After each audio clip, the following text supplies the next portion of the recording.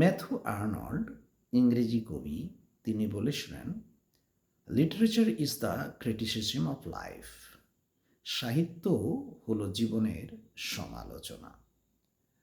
অর্থাৎ সাহিত্য সমাজের সমাজকে বিচারকের মতো শাস্তি দেয় না, কিন্তু আয়নার মতো সমাজের ভুলগুলো দেখিয়ে দিতে পারে।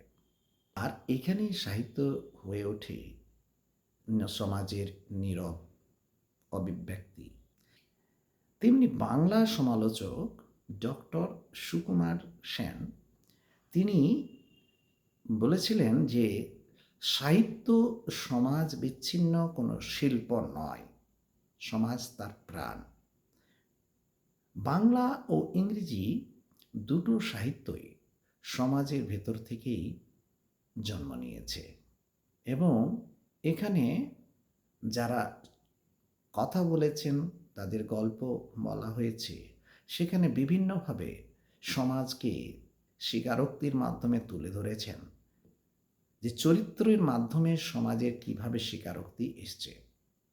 যেমন শরৎচন্দ্র চট্টোপাধ্যায় তার দেবদাস গল্পে একক ব্যক্তি নয়, সে সমাজের ভীরুতা, শ্রেণীভেদের প্রতীক। চার্লস ডিকেন্সের অলিভার টুইস্ট, অলিভার অলিভার একজন ছোট্ট একটা শিশু বাচ্চা, কিন্তু সে পুরো ভিক্টোরিয়ান সমাজের নিষ্ঠুরতার প্রতিনিধি।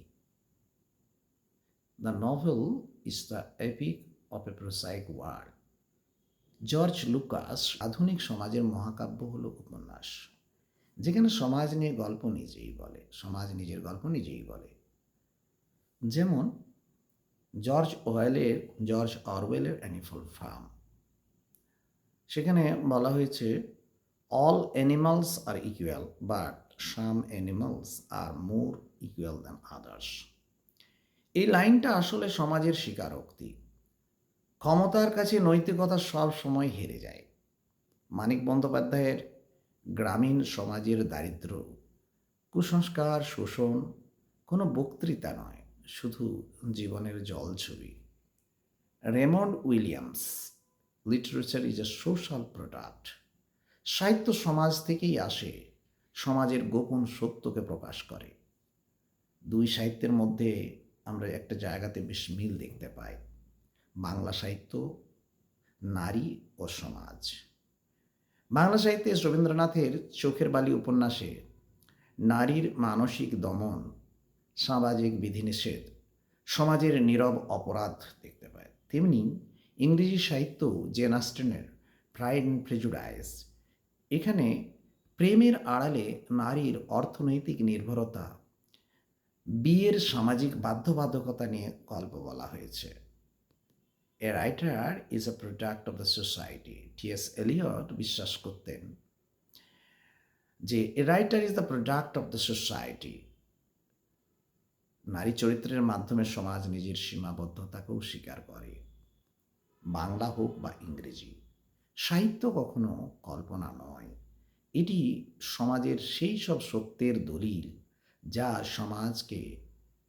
সমাজ নিজ মুখে বলতে ভয় পায়। টেরি ইগলটন, তিনি বলেছিলেন, literature reveals the ideology of an age. শুধু গল্প নয়, সাহিত্য শুধু গল্প নয়, এটা সমাজের নীরব স্বীকারোক্তি।